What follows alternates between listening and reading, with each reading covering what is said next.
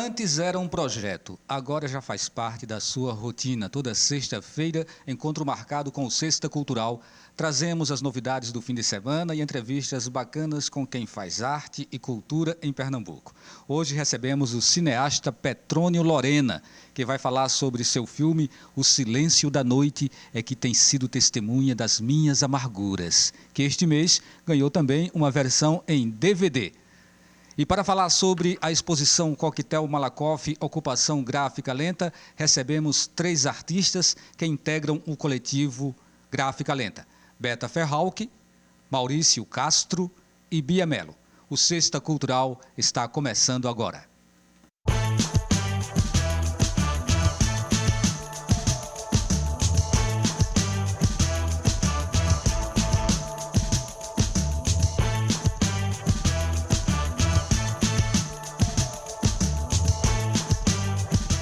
Bom, para participar do programa, você pode enviar perguntas, sugestões e também comentários usando o Instagram, @sextacultural.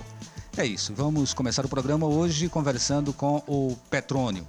A gente teve, Petrônio, uma certa dificuldade, né, para fazer um recorte do que seria essa tua entrevista hoje. A gente pensou, podemos falar sobre o grande imã, podemos falar sobre Calma, Monga, Calma, e poderíamos falar também sobre Faço de Mim o que Quero, que são filmes da carreira do Petrônio. Ou seja, se fosse trazer toda a filmografia dele, a gente teria que deixar o pessoal da Gráfica Lenta de fora. E não daria certo, né, Petrônio? Então a gente escolheu O Silêncio da Noite, que é o filme que você está trabalhando mais recentemente. E aí eu queria que você já começasse falando um pouquinho o que é O Silêncio da Noite, em rápidas palavras, para depois a gente ir aprofundando, né, e mergulhando na essência desse trabalho que eu pude assistir no Cinema São Luís e acho assim fantástico. Foi uma necessidade de mostrar mais o Pajeú da poesia, porque eu nasci do outro lado, né? Eu nasci em Serra Talhada, assim, que é também o Pajeú, já foi o Pajeú da poesia, mas por um certo tempo ficou também identificado como o Pajeú bélico, né? Aí eu queria mostrar o outro lado, queria mostrar o lado... Por conta do virgulino, né, que nasceu lá em Serra Talhada. De uma tradição, né, ligada a cangaço, briga de Isso. família, etc. e tal, que hoje está muito diferente, não é mais isso, né? Existem, no Brasil inteiro existem outros tipos de cangaço, vários tipos. Certamente. Mas aí eu queria falar desse lugar da poesia, que na verdade é uma fronteira Pernambuco-Paraíba, que segundo os historiadores veio mais da Paraíba, e eles habitaram o Vale do Pajeú por uma questão, porque dava para plantar, e era mais confortável, e ali se fixaram pessoas que eram muitas vezes cristãos novos e traziam uma herança cultural da alma árabe, da alma da poesia, que veio com os ibéricos, né? Veio com os mouros também, né? Que você encontra muitos séculos atrás, você encontra no sul da França, você encontra por toda a Península Ibérica, encontra até na África, muito da poesia de improviso nosso veio também da África, né? Você tem as emboladas, que é improviso também, enfim. E isso foi se misturando e, por algum motivo, aconteceu ali no Pajeú uma quantidade de gêneros muito grande, que difere de outros lugares do país, cuja poesia de improviso também é uma referência. O celeiro nacional da poesia, né, da cantoria, isso, do violeiro. Talvez um caldeirão mais quente, sim. Isso, e aí o que é interessante é que pega pessoas de todas as idades, né? Mas assim, a gente vai mostrar algumas cenas do filme hoje, né? A gente não vai deixar vocês com água na boca o tempo todo, não. De vez em quando vai soltar uma cenazinha para vocês irem curtindo já. Eu sei que no filme tem um depoimento que é do João Adalto, onde ele fala sobre São José do Egito como um chão de poesia. Eu queria mostrar esse trechozinho e depois a gente continua esse nosso bate-papo, ok? Porque isso aqui é o eixo. Aqui é o eixo, aqui é o terreno. E quando você nasce na aldeia, você vive, voa e espaceia, mas sempre dá retorno à sua aldeia. E aqui o Pajeú foi floco de poesia, é chão de poesia. As plantas aqui é poeta, até a terra tem o cheiro da poesia, e aqui é um micróbio pesado. Aí não tem como se desgarrar. E esse nome não pode ser perdido, São José do Egito é valoroso. Aqui deu essas garras de serra aqui, puxando para aqui para Teixeira, Tapetinho, Patos. Aí regressa aqui pro lado da gente, puxando aqui no Prato de Sertão, desce pro Monteiro, aí você vê. Passa em Monteiro, aí desce ali para Prata, aí o peso é pesado. Porque isso aqui foi um micobra, aqui foi um eixo que ficou no Brasil, uma tua entrempada. Com um pé de facheiro, quando começa a nascer aqui, esse facheirinho, ficando tudo pertinho ali, Cílio.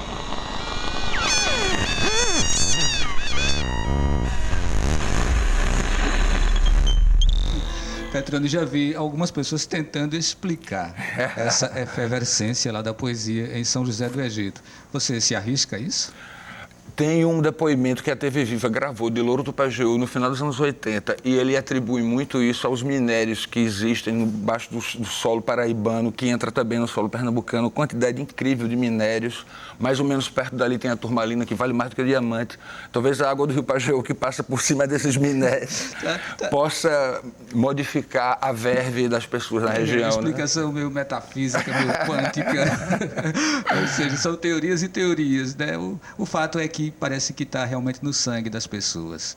Agora, fazer essa poesia de São José do Egito tem umas especificidades, não é? Não é uma poesia gratuita de uma quadrazinha simples qualquer, né? Tem vários estilos dentro do estilo maior, que é exatamente a poesia popular. Poderia falar sobre isso? Então, muito antigamente tinham as quadras que depois lá mesmo essa estilha se tornou algo muito comum. Tem em 7 linhas, tem em 10 linhas, tem em 12 linhas, que 12 linhas já é muito antigo, né? Você já encontra essa tradição em 12 linhas na época da Grécia, enfim. Então as coisas foram retomadas e reinventadas. Tem verso de pé quebrado que a última linha não rima com nada. Então, foi uma criatividade, uma ebulição muito grande, né? E que você encontra no engraxate, você encontra todo mundo. E aí, por isso que eu fui procurar a Severina Branca, porque ela que tinha sido meretriz, você encontra em todas as pessoas da sociedade, no prefeito você encontra também a poesia. Mas ela tinha uma carga lúdica de uma pessoa que realmente vivia para aquilo, desapegada da vida. E isso me emocionou, assim, de certa maneira, de querer fazer um filme sobre ela, mas depois eu vi que ela era uma porta de chegada nos poetas que já eram falecidos e nos que estavam vivos, fazendo coisa nova. Então se tornou... Isso, se tornou esse ícone da poesia lá em São José do Egito. A gente vai falar bastante aqui sobre Severino, vocês vão conhecer daqui a pouquinho, né? Quem não conhece, tem cenas do filme. Só para fechar essa primeira parte aqui, onde a gente está dando essa geral sobre o que é essa poesia de São José do Egito, a gente tem também um outro depoimento, que é o do Jorge Filó, né? Que é um poeta que circula o tempo todo aqui pelo Recife e traz também toda essa carga, né, cultural do interior de Pernambuco. Então vamos ver aqui o Jorge Filó falando exatamente sobre métrica e depois a gente vai para Severina Branca.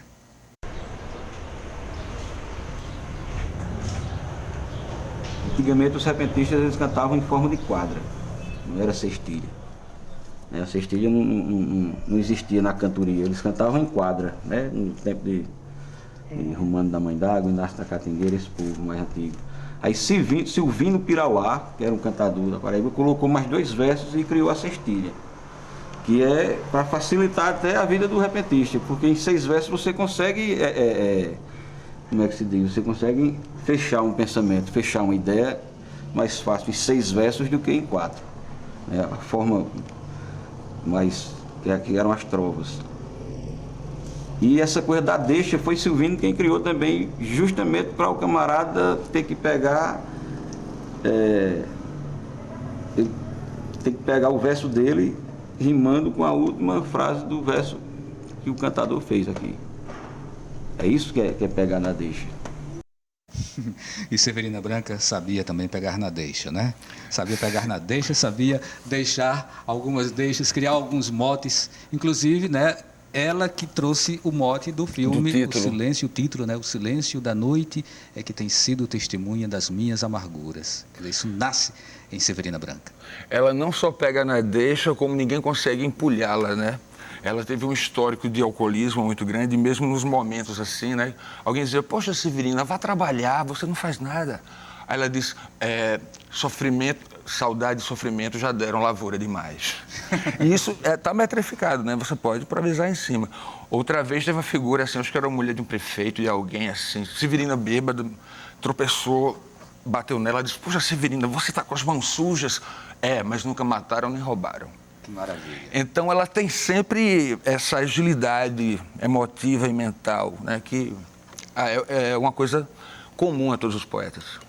Olha, Petrônio, olha, né, tanto faz, né, para a gente é tudo uma coisa só, a nossa língua nos permite essas variações.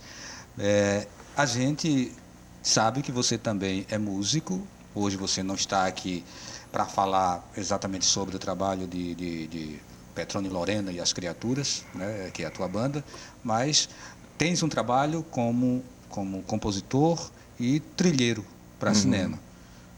Algumas dessas trilhas elas acabam indo para os filmes que você realiza e outras vezes para filmes de outros realizadores. Vamos puxar uma musiquinha aí, nesse primeiro bloco, depois a gente continua fazendo essa dobradinha entre música e cinema. Tem um tema que eu tinha feito antes do filme, não sabia que ia entrar no filme, mas aí quando chegou nesse momento a gente foi testando o que tinha pronto, pré-pronto, e acabou entrando, chama Desenho de Nuvens.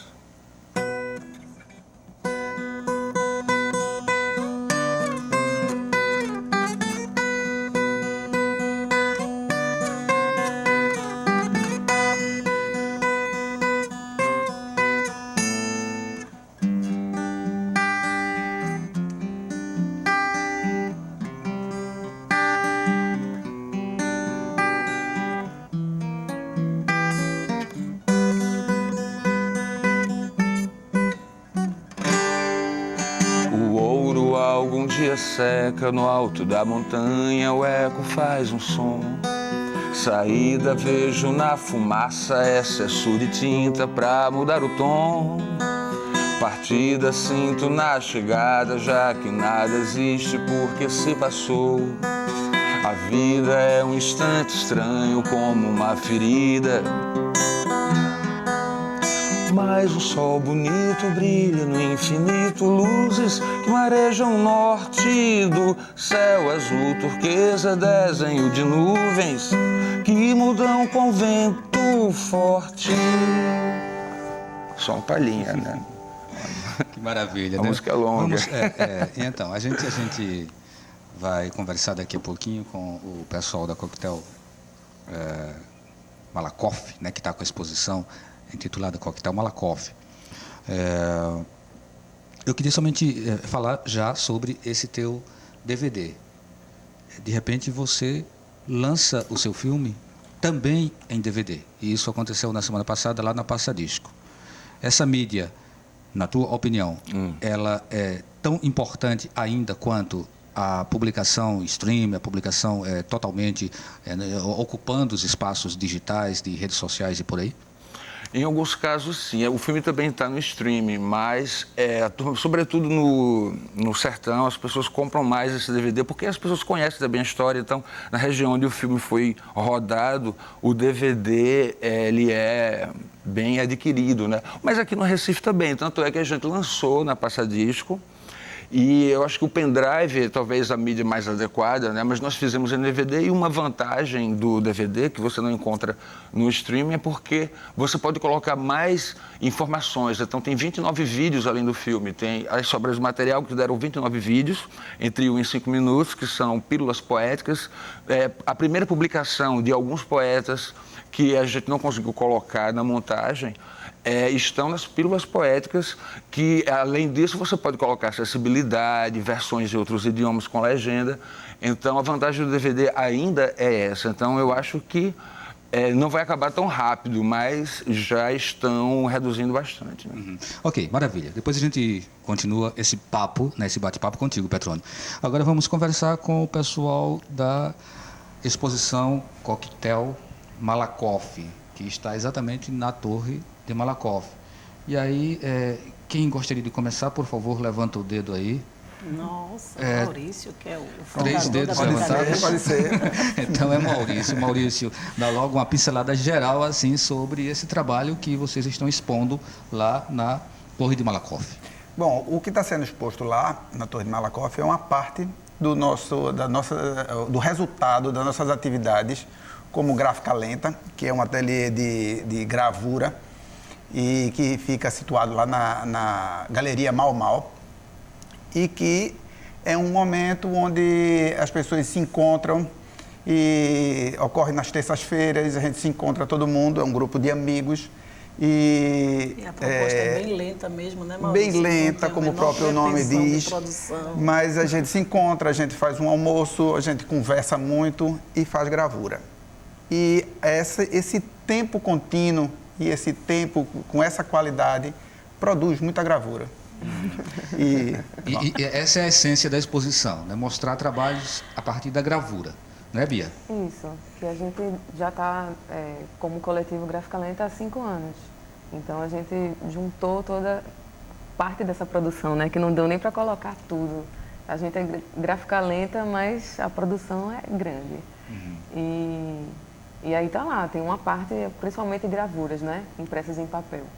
A gente já fez em vários suportes. E lá a gente deu prioridade para essa parte dos papéis.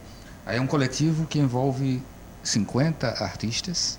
Não, já passaram, juntando todo mundo que já passou, né? É um né? grupo que vai mudando, tá entendendo? Vai mudando, vai chegando novas pessoas, aí outras pessoas se retiram um pouco. Mas é isso, é como se a gente estivesse lavando roupa e conversando e fazendo gravura. E a Gráfica Lenta, a gente entende que todo mundo que passa por aí continua sendo Gráfica Lenta, porque a proposta da gente é essa, é encontros, sabe? A gente trabalha em cima dessa questão da gravura, né? A coisa da impressão lenta, para se encontrar mesmo. E aí é um burburinho de possibilidade e de crescimento, porque, né? Enquanto vocês estão falando, a gente pede para a produção ir colocando aí algumas imagens, né? Algumas imagens da exposição que reúne diferentes artistas. Depois a gente vai fazer uma abordagem mais individual, né? Mas nesse primeiro momento a gente mostra essas imagens aí mais gerais da exposição. Existe também uma participação de artistas de fora do Brasil dentro desse projeto, Beta? Existe. Tem 2 ateliês, não é isso, Bia? Porque nós andamos fazendo um itinerante, um pessoal da Hidrográfica, que era um projeto em cima das águas, não é? Isso. E aí nós temos os ateliês de Fortaleza. Isso, que é o Grupo Matrix. E tem um ateliê de Portugal, que é o Contraprova. Nós trocamos gravuras via Correios e aí cada ateliê criou a exposição, né? Juntou todas as gravuras de produção com o tema águas, rios das suas cidades. Que é gente que tem uma proposta parecida com a nossa, né? Aí a gente se encontrou. A pergunta agora vai começar a ser para todo mundo, viu? Já que a gente está estabelecendo esse diálogo e fica até bem mais solto, bem mais interessante. Eu acho. Né? Então, assim, existe uma individualidade dentro do coletivo. Ou seja, existe, ao mesmo tempo, um trabalho pessoal, né? Cada um consegue colocar a sua personalidade artística ali, mas, ao mesmo tempo, isso sugere uma harmonia, numa percepção que pode ser conceitual, que pode ser política. Isso, vocês discutem sobre essas afinidades, como vocês enxergam essas individualidades dentro do coletivo? Na verdade, eu já participei de muitos grupos de artistas e eles se unem por identidade, né? Na verdade, a identidade não é a gravura, a identidade são as pessoas, são o que elas pensam, né? Então, nesse processo do almoço, nesses processos de conversas, a gente está trazendo justamente essa troca de singularidade, né? Porque isso é justamente o caldo mais espesso da arte, né? Que é a singularidade de criação do artista, que dentro dos seus atributos como indivíduo, ele tem uma grande relação com o que é humano, né? Então, os meus atributos não é só meu, é da humanidade inteira, talvez do planeta todo, né? Então, isso aí é que flui nas conversas, né? E que inspira todo mundo. Né? Nesse momento de tanta inquietude, de tanta preocupação com os rumos que o país e, mais especificamente, a cultura vem tomando, o que vocês conseguem levar dessa preocupação ou dessa inquietação para o trabalho que vocês realizam? Olha, eu entendo que o que a gente leva é esse processo de encontro mesmo, sabe? De humanização, né? Porque quando a gente se encontra, forma núcleo, se organiza, sabe? Mesmo que seja uma célula pequena, ela vai explodindo por aí, né? Porque eu acho que a gente tem que estar acreditando, né? E a gente só pode acreditar fazendo o que se faz. Você não pode inventar. Você é o que você é, você, como o Maurício está dizendo, né? Tem o individual, né, de cada um, que é muito lindo de ver, porque a gente aprende também, embora a gente tenha uma linguagem comum, não é? Mas eu acho que é isso, porque quando a gente organiza, por exemplo, um pastoril na comunidade, as pessoas se organizam, as pessoas, não é, para comprar roupa da menina, se encontram. É isso. Maravilha. Então a gente encerra aqui o primeiro bloco e daqui a pouquinho a gente volta com o Sexta Cultural, conversando com o Petrone Lorena e o coletivo Gráfica Lenta. Até já.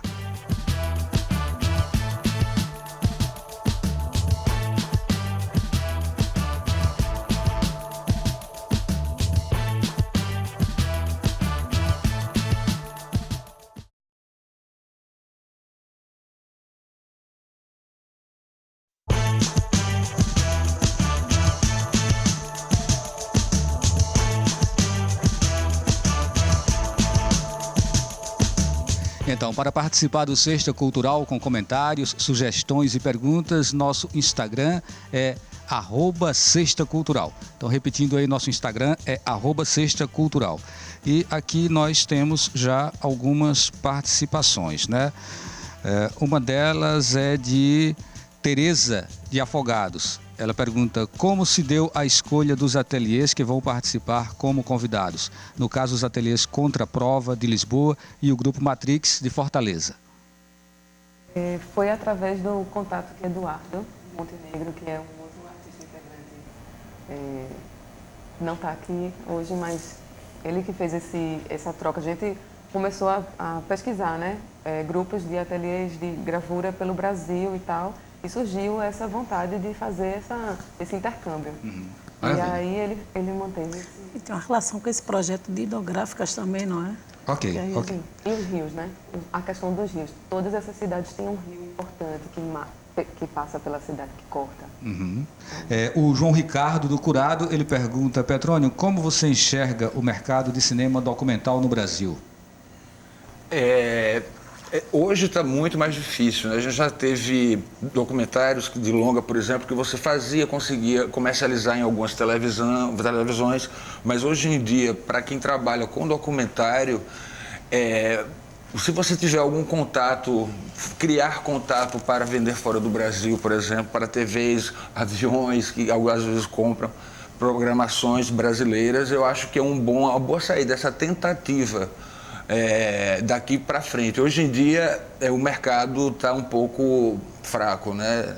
Nesse sentido, estou sentindo dificuldades com o próprio Silêncio da Noite. Exato. Bom, nessa próxima quarta-feira acontece o Poesia em Frevo, a solidão aprende a dançar. Um evento que reúne a poesia de Cida Pedrosa e o frevo potente da Orquestra de Frevo Henrique Dias. O concerto é dividido em 3 suítes, Chegança, Urbe e Lilitianas, composto em vários movimentos, unindo palavra e música que se entrelaçam em busca de aproximação e estranhamento. Após passar por São Paulo, a apresentação ocorre aqui no Recife, na quarta, dia 25 de setembro, às 19h30, no Teatro Hermílio Borba Filho, que fica no Cais do Apolo, sem número, bairro do Recife. Os ingressos podem ser obtidos no site Simpla. E temos aqui uma dica de leitura, que é esse livro da jornalista Maria Clara Angeiras. O livro fala exatamente sobre os 50 anos da TVU, que é a primeira TV educativa do Brasil. Então fica aí a dica, né, para quem quiser conhecer um pouco dessa história, que remete em muito àquilo que se discute hoje como sendo a TV pública no Brasil, né, tão necessária e que vem sofrendo realmente todo tipo de abalo nos últimos dias, nos últimos tempos, mas enfim está aí, né, para você conhecer um pouco de como surge essa história de uma TV educativa e de TVs públicas no nosso país. Bem, vamos voltar a conversar com o Petrônio Lorena sobre o Silêncio da Noite e mais especificamente sobre a Severina Branca. A Severina Branca, Petrônio, ela é uma pessoa que isolada no seu mundo, né, foi prostituta, como você mesmo colocou, que despertou muitos interesses entre os homens daquela redondeza e depois ela sofre um certo largamento por parte de uns, mas em compensação, por ter esse potencial artístico muito forte, ela acaba também caindo nas graças de todos aqueles, de toda a população. E essa história de pessoas que têm uma capacidade intelectual, cultural, artística e que às vezes são esquecidas no seu mundo, lembra um pouco também o caso da própria Eleanor Rigby, né, que os Beatles, né, que John Lennon tal, trouxe numa música que ficou muito conhecida. Né? E você, inclusive, faz uma referência a isso quando você começa a falar sobre o filme. Mas, assim, eu quero passar a palavra para você, né? Porque hoje eu sou só entrevistador. Uma das coisas que me impulsionou muito a fazer esse documentário foi ouvir o disco de Zeto, Curvas. E na faixa 15, ele dedica a Severina Branca. Ele fala, ele esclarece quem é ela. A gente solicitou autorização para utilizar, a família para utilizar, e faz parte do filme esse áudio de Zeto. E ele compara ela, assim como Eleanor encantou, foi grupo dos Beatles, encantou eles Severina também encantou os jovens da região e todos, e ainda hoje encanta as pessoas por ser poetisa, né? Então todos, as pessoas jovens, embora ela escreva com dificuldade ainda, ela não é alfabetizada totalmente, né? Ela é uma poetisa que aprende o que ela pensa, o que ela declama, e as pessoas pegam aquele poema, ficam com aquele poema, e há mais de 20, 30 anos que as pessoas decoram os poemas dela, né? Tá, só pra gente lembrar que música é essa, né, a que você se refere. Essa letra, só dá uma palhinhazinha pra gente. Look at all the lonely people. Look at all the lonely people. Isso aí, na verdade, foi Zeto que tocou essa, que ele fez essa comparação. E aí, isso foi incorporado no filme. Bom, Zeto, né, a gente teve a oportunidade de conhecer, foi um dos grandes poetas, né, lá do Pajeú. Casou com Bia, né, Marinho, que é filha do Louro, filha do Louro, né, que depois já vem Antônio Marinho, né? Então, ou seja, é toda uma herança cultural que está por aí, e quando você fala de Zeto, é importante que a gente sempre lembre a importância que ele tem na poesia aqui de Pernambuco. Bom, vamos ver mais um trecho aqui do filme, O Silêncio da Noite, que tem sido testemunha das minhas amarguras, exatamente com umas falas da Severina Branca. Severina, faça um verso aí para nós aí. Não, eu vou contar uma historinha, sabe? 6 horas, a hora do pôr do sol, um pequeno bichinó sai procurando um abrigo. Se encontra com um amigo, não sabe se é irmão. Ali sente uma emoção por não poder mais voltar. Nisso começa a cantar, sentindo a separação. Separação traz saudade de um alguém que viajou. O passado e o presente, o tempo já devorou. Hoje resta um galho seco de quem já foi uma flor. Um verso de saudade aí. Se eu pudesse, não via um canário na prisão. É de cortar coração quando ele canta meu dia. Quando é à noite ele chia, sentindo o cheiro das plantas. Tempera a sua garganta, canta sem estar com vontade. E para matar a saudade, um passarinho preso canta. Aplausos, né? Aplausos para Severina. Eu vou voltar aqui para conversar um pouquinho com o pessoal da Gráfica Lenta. E aí, Beta, tá? Eu queria agora explorar um pouquinho, né, essa sua individualidade dentro desse coletivo. Primeiramente, assim, quem é a artista Beta Ferral? O que é que ela pensa da arte? O que é que ela pensa que a arte possa fazer para ela e para o mundo? Eu acho que a arte ela é transformadora, né? A gente vê Severina dizendo isso. Nossa, chega a dar uma coisa grande na gente, né? Então, é isso aí. Eu acho que a gente não precisa dizer muito da arte, porque ela é tudo, né? Ela é quem faz as pessoas ter a dignidade de ser humano, né? Se encontrar nesse local. E a arte, ela rompe, ela quebra fronteiras, né? Sem dúvida. E por que eu estou colocando isso? Porque tem exatamente uma imagem sua, que é a imagem da lagartixa sem fronteiras. Tá? Vamos ver a imagem e aí você fala sobre essa construção, né? Como é que você chega a esse ponto de trazer uma reflexão tão profunda dentro de um quadro que tem um tamanho, que é um tamanho que pode ser mínimo ou grande, independe, o que importa é o que esteja contido nele. Isso aí é uma ilustração, Valdir, de um livro que se chama Tarrana, a Lagartixa Sem Fronteiras. É um conto infanto-juvenil. E a Tarrana, ela é assim, ela é bem agoniada, ela nasce com muita agonia e está sempre procurando entender qual é o sentido da existência. Então, ela rompe fronteiras, porque ela entende que as fronteiras, elas não têm que existir. Ela simplesmente vai passar por um portal. Tem um outro aí que é A Fome que Gira, né? Que é outra obra tua. Pois é. Esse daí foi um dos primeiros trabalhos na Gráfica Lenta. E é isso, é como se fosse o prato, né? O prato vazio e a fome que gira. Eu acho que ele já diz bastante, né? E um outro que a gente está vendo aí, Horizontes, né? Horizontes vai nessa linha também, né? Que a gente diz, qual é o horizonte, né?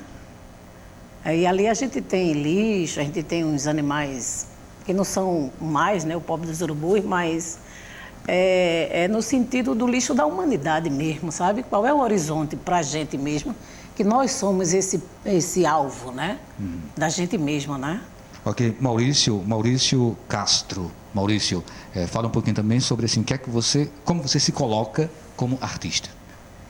Bom, na verdade, eu já tinha comentado um pouco sobre isso, né? Mas, assim, o artista é aquela pessoa que vai trazer, justamente dentro da sua vivência, algo que possa ser compartilhado por toda a humanidade. Ele faz como se fosse essa união, essa cola, para que a humanidade se sinta junta.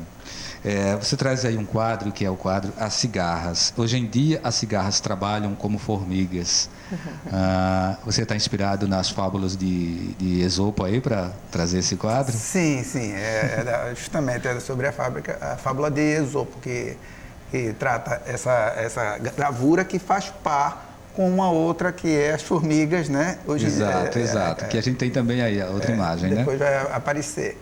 Então é isso, né? É tipo um questionamento sobre o tempo, né? O tempo de criação do artista, né? Que cada vez se torna mais entrecortado e com menos qualidade, né? Isso não só dos artistas, mas de todo mundo. Todo mundo sente essa angústia da densidade do tempo, né? Onde não consegue nunca fazer as coisas que tem que fazer no dia, né? A gente mostrou já ali, né? A gente acreditou que cairia a outra das formigas, mas ela vem logo em sequência.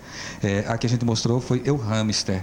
E aí, esse hamster, até que ponto ele simboliza esse homem confinado, aprisionado, tentando caminhar sem sair do lugar, mas ao mesmo tempo sem desistir, né, persistindo. Até que ponto isso está contido nessa tua obra?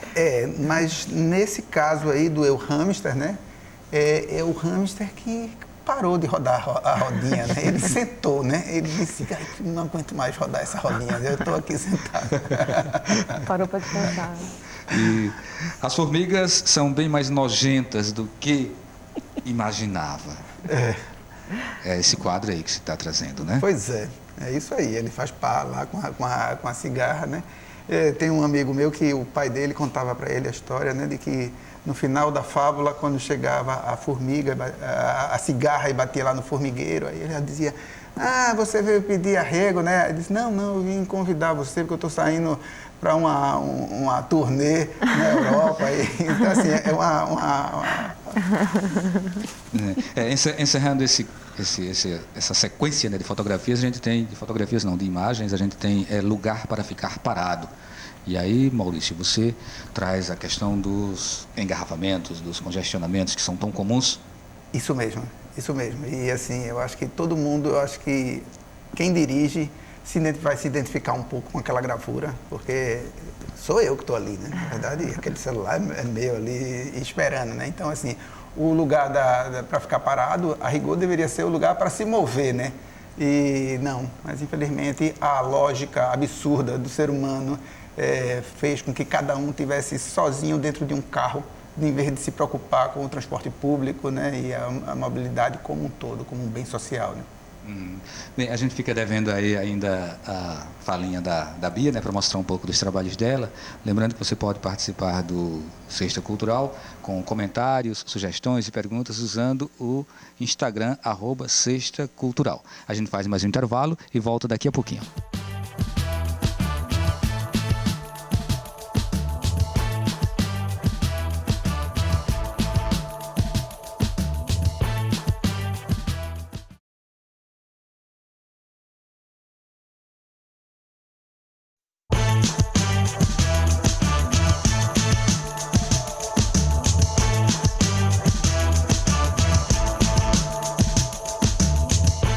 E amanhã promete muito shot, baião, arrastapé, samba, coco e cavalo marinho. Isso porque vai acontecer o Forró na Caixa, na Casa Astral. O Forró na Caixa traz música, dança e poesia com Tiago Emanuel Martins, Ju Valença, Joaninha Melo e Frank Sóstenes. O quinteto completa-se com Yuri Rabi, na execução do repertório de forró de Rabeca com músicas autorais, instrumentais e clássicos da MPB. O grupo ainda toca, canta e dança passos e coreografias do Cavalo Marinho em conjunto com o público. Além disso, o local traz feirinha colaborativa. O show da banda Forró na Caixa acontece amanhã, sábado, às 17 horas, na Casa Astral, que fica na rua Joaquim Xavier de Andrade, 104, no Poço da Panela. Agora é um momento de provocação entre os nossos convidados. Aí a gente faz o seguinte: o Petrônio Lorena, ele se compromete a fazer uma pergunta para o pessoal da Gráfica Lenta e vice-versa. Petrônio, o que você pergunta? Vocês têm recebido muitas procuras de vários artistas novos para se incorporar na Gráfica Lenta. Vocês acham que esse tempo nosso de repressão também está despertando essa vontade de se manifestar através dos artistas visuais? Sempre aparece, né? Gente lá na Mau Mau, que é onde a Gráfica Lenta criou o espaço, o lugar, e sempre está indo e vindo gente. Então, não teve uma mudança, digamos, significativa em relação a esses últimos tempos na vida de artista. Sempre a gente também deixa muito fluido, deixa muito convidativo para quem quiser ir lá experimentar e, se gostar, continuar a frequentar. É muito... É tipo um coração de mãe, né? A Gráfica Lenta, assim. Agora também assim, né? A partir dessa exposição que está acontecendo na Torre de Malakoff, também a gente alcança uma certa visibilidade, aí vem uma nova ruma de gente. Então tem essa respiração de que quando a gente se move, a gente também chama pessoas, né? Vamos devolver a pergunta agora para o Petrônio. Quem pergunta? Tem alguma pergunta para vocês? Posso? Beta não dorme no ponto não, né? Como é isso, menino, que tu és esse poço de poesia? Talvez os minérios lá na água do Pajéu possam explicar melhor do que eu. Eu sou um amante da arte, né? Assim, eu convivo com essas coisas todas desde muito tempo e vou me aproximando delas. A poesia foi isso também, né? Morando ali perto, eu sempre quis, no início não era tão fácil, mas depois de um tempo comecei a ir mais para aquela região que congrega várias artes, e a poesia é o grande abrir portas de todas elas, né? Eu acho que é isso que vocês falaram dos encontros. Isso é o mais importante. Ok. Quando, né? Só quando você tem encontro, você tem poesia, você tem arte, tem tudo. Tá, o ok foi no sentido de aprovar o que você está falando, sim, né? Certo. Não foi para não, né? Mas enfim, a gente vai fazer o seguinte, Petrônio, a gente vai ver mais um trecho do filme Silêncio da Noite, e depois você faz o comentário logo na sequência. Maravilha? Certo. Então vamos conferir. Agora fala um pouquinho do amor que Zé tinha por você. Ali era uma figura, né, Severina? Era mesmo. Zé era uma figura que ele, onde visse Severina, já levava para uma mesa de bar e passavam Zé tocando o violão e ela dizendo as poesias dela. E Zé, para ele, o maior prazer do mundo dele era encontrar com esse povo, com Dimas Bibil, Severina Branca, com Jó Patriota, Louro.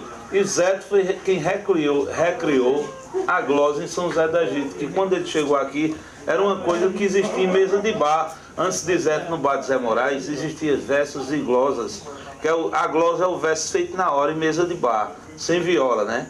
E tinha acabado isso aqui, e Zé recriou isso aqui na casa dele. A gente ia para lá tomar as canas da gente, fazer aquelas coisas boas da vida, e recitar poesia e dizer verso.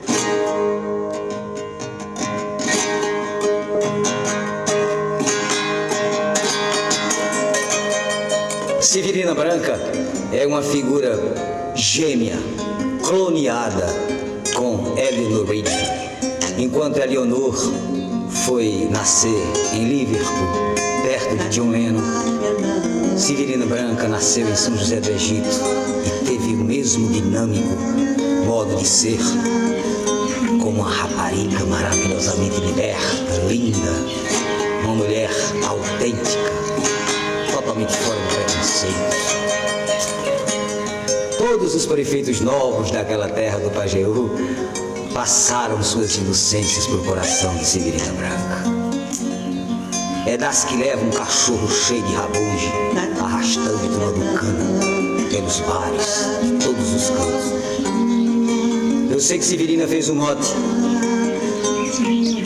O silêncio da noite é que tem sido testemunha das minhas amarguras. E aí, a gente já falou um pouco sobre essa presença do Zeto, né, no teu trabalho, a presença do Zeto na vida de Severina Branca, e tanto quanto ela foi importante também para ele, né? Então, assim, quer comentar mais alguma coisa para a gente fechar essa? Não, só reiterando o que foi dito no filme, né, que ele serviu como um modernizador da cultura poética do lugar, né, trazendo novas referências, escritores que muitos já conheciam, escritores portugueses como José Régio, por exemplo, mas ele enfatizou mais esse conhecimento, essa participação da cultura popular em outros lugares, em outras regiões. Eu acho que a importância dele, além de ter trazido a glosa de volta, né, foi muito essa. Uhum. Vamos ver mais um trecho?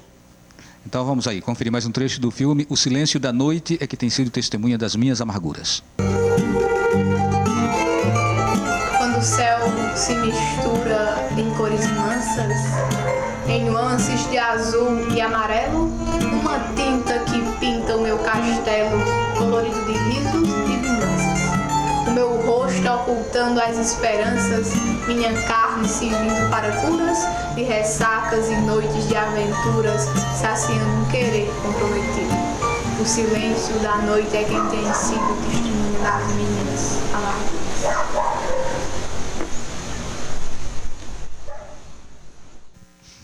E então, Petrônio?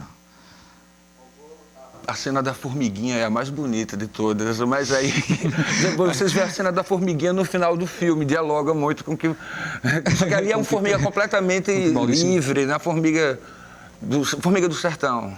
Uhum.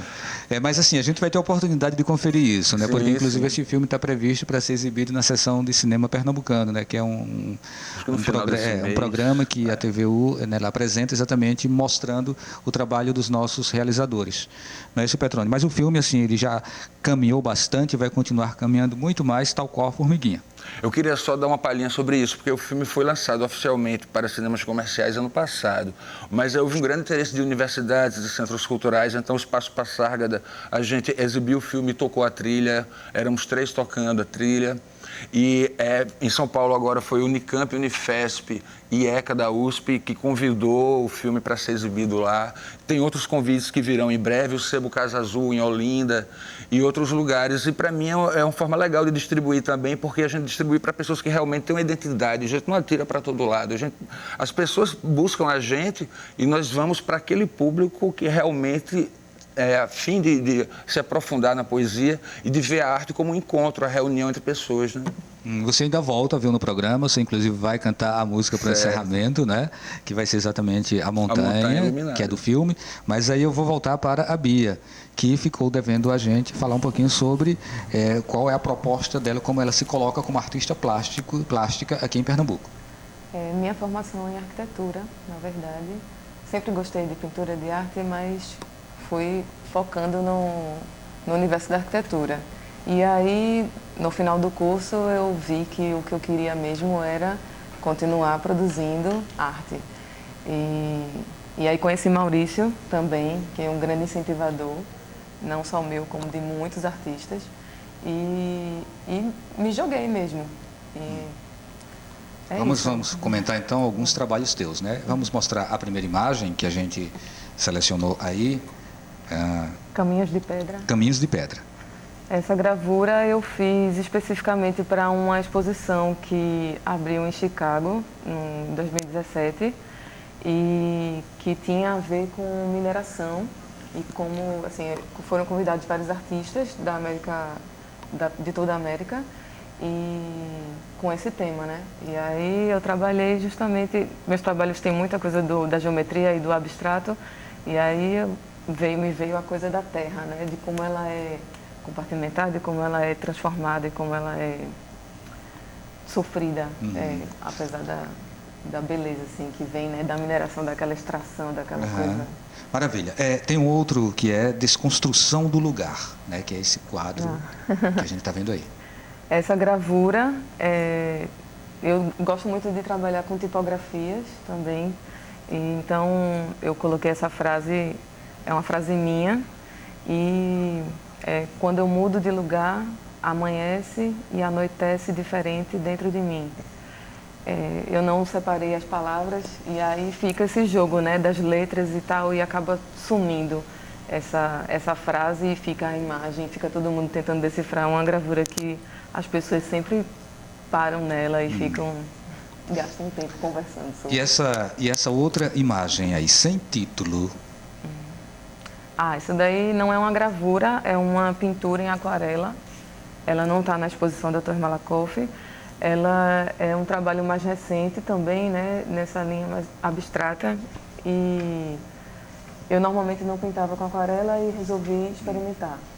E quando você não coloca título, por que não coloca título? Você espera que as pessoas elas pensem um título para a sua obra? Pode ser. É porque, assim, quando você vai para o trabalho abstrato, eu acho que quando eu boto um título, eu fecho os limites da imaginação da pessoa. Aí tem alguns trabalhos que me vem muito forte o título. E quando não me vem muito... Tem muita coisa assim que eu vejo de um jeito, outra pessoa vê de outro, então eu deixo em aberto. Ok. A gente tem mais uma chamadinha aqui dentro do quadro, tirando da cesta. É que o artista plástico Heitor Dutra expõe a sua primeira individual no Museu Murilo Lagreca. Heitor Dutra investiga o corpo a partir de diferentes técnicas de pintura e colagem com a exposição Escola de Artes Aplicadas. As obras jogam com diversas referências do repertório no visual contemporâneo, estabelecendo diálogos com a história da arte europeia canônica, mas também com produtos midiáticos da cultura pop. A exposição Escola de Artes Aplicadas ocorre no Museu Murilo Lagreca, que fica na rua Leonardo Bezerra Cavalcante, número 366, Parnamirim, até 28 de setembro. A classificação indicativa para a exposição é 16 anos e a entrada é gratuita. Bem, a gente está caminhando aqui, né? Falar só mais um pouquinho sobre essa exposição com a Beta, né? Beta Ferralchi, e aí que tem entre os seus quadros Leve a Vida, né, Beta? Tem esse aí, é uma gravura também, que não está aí não, né? É essa aí, pronto. Pois essa aí faz um paralelo com aquela outra de Horizontes, né? Aí já é a natureza por si só, o manguezal, como tem que ser. Está numa lama, mas né, que dizem que fede, que não fede, mas está vivendo. Aí é um estuário onde a vida se multiplica e se, né? Então tem útero de barro também, né, Beta? Tem útero de barro, que é uma litogravura. Que isso aí é uma técnica diferente do linóleo-gravura, né? Essa é desenhada na pedra, uma pedra calcária, e depois a gente apaga o desenho e só fica aqueles. E visão estrelar. É isso aí. Imagina você lá em cima olhando para o mundo, como somos todos bem parecidinhos, né? É tudo tão pequeno, né? E Maurício, a gente fica numa doidice. Isso. Maurício, tem aí Noia, né? Que é um quadro teu, né? O que você traz? Pois então, Noia fala sobre esse momento é uma planta carnívora, né? Com os olhos que ele se movimenta. Com muitos olhos, né? E tem a ver, né, com esse momento de ultraespionagem que a gente está vivendo, né? Onde a gente é espionado 24 horas por dia. E realmente muda todos os paradigmas de individualidade. Que precisa de terapia, né? Isso mesmo, A terapia, aí já estou chamando, na verdade, é o próximo quadro, a próxima imagem que a gente tem. Aliás, esse daí é... É responsa, o nome desse é responsa, né? A gente pulou aqui terapia. É a foto do meu chaveiro, que sabe aquela coisa do cadeadinho que você bota na bomba e o cadeadinho que vai para ali, a porta de tal coisa, e aí quando você vê, você está com um molho de chaves pesadíssimo no bolso e que simboliza Isso. a responsabilidade e a falta de segurança também, né? Isso, que abre e fecha caminhos, né? Exatamente. E tudo pra gente. Bom, terapia é na sequência, né? Então a gente vê terapia aí... Pronto, essa terapia é uma terapia que eu pratico muito em casa, tá entendendo? De lavar os pratos, né?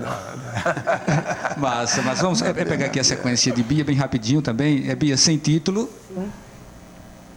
Qual sem título, né? Uma imagem que a gente tem aí, né? Sem título, pronto. Outra aquarela também. E essa daí vai nessa linha dos abstratos. Tá, tem isso. Tem a outra também que é sem título também. Essa daí é uma linoleogravura e que eu usei uma mesma matriz e repeti ela, mudando de posição. E Tropical? Tropical foi a minha última gravura e eu quis trazer essa... Para mim ela vem essa energia, assim, né? Do nosso lugar, desse calor, desse colorido. Ok, maravilha. Gente, antes de encerrar o programa, né, com o Petrônio cantando aí a música Montanha, né, vamos dar uma olhada no quadro Fragmentos Literários de hoje, com um poema de Carlos Pena Filho. Então vamos conferir.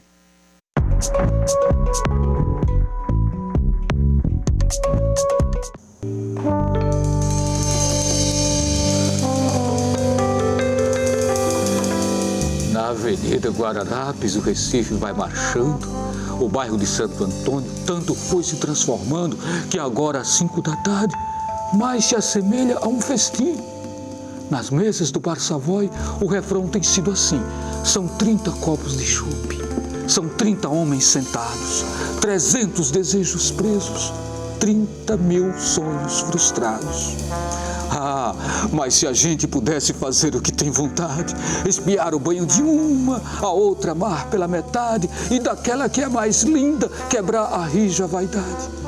Mas como a gente não pode fazer o que tem vontade, o jeito é mudar a vida num diabólico festim. Por isso, no Bar Savoy, o refrão é sempre assim. São 30 copos de chope, são 30 homens sentados, 300 desejos presos, 30 mil sonhos frustrados.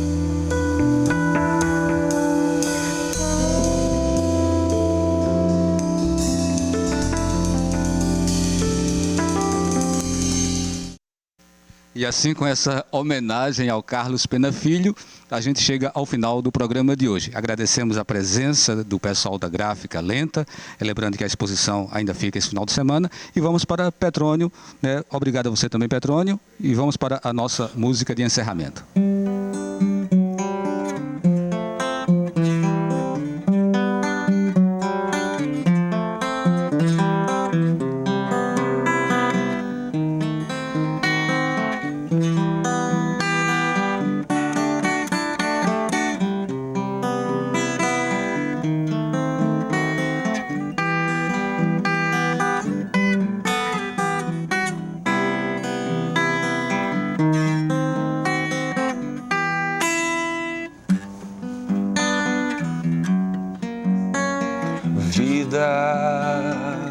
Um pouco de praia, um tanto de areia, pedaço de mar, pulsa o sol e a brisa, a bruma dos ventos, poeira em mim. Deslizando em onda turva, na curva do espaço, a montanha iluminada na cor dos faróis. Deslizando em onda turva, na curva do espaço, a montanha iluminada na cor dos faróis.